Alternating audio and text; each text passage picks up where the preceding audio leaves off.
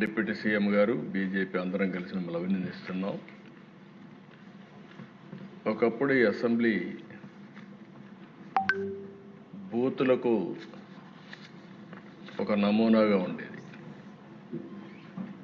ఏదైతే ఒక చట్టసభ అనేది ఒక దేవాలయం, ప్రజా దేవాలయం. ఇది ఇక్కడ ప్రజా సమస్యల్ని పరిష్కారం చేయడమే కాకుండా భవిష్యత్తులో ఏం చేయాలన్నా దానికి అనుకూలమైనటువంటి చట్టాలను తయారు చేసే సభ.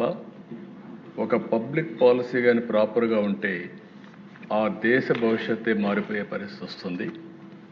అలాంటి చట్టసభలో చర్చలు జరగకుండా ప్రతిరోజు మనం చూసేవాళ్ళం.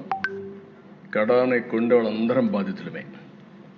అలాంటి సమస్యలు చూసాం ఈ సభలో. ఇప్పుడు మీరు ఇంకొక స్టెప్ ముందుకెళ్ళి ఇంతవరకు యువతలో చట్టసభల పైన ఒక మంచి సదభిప్రాయం లేదు. అలాంటి సదభిప్రాయం కలిగించడానికి వాళ్ళల్లో కూడా రాబోయే రోజుల్లో యువతను కూడా రాజకీయాల వైపు మళ్లించడానికి మీరు ఒక వినూత్నమైన కార్యక్రమం చేశారు. ఆ కార్యక్రమమే ప్రతిరోజు ఈ సభకు కొంతమంది పిల్లల్ని పిలిచి వాళ్ళందరినీ గ్యాలరీలో కూర్చొని పెట్టే విధంగా మీరు చేసిన పని రాబోయే రోజుల్లో పెను మార్పులకు నాంది పలుకుతుంది అధ్యక్ష. దాన్ని కూడా అభినందిస్తున్నా.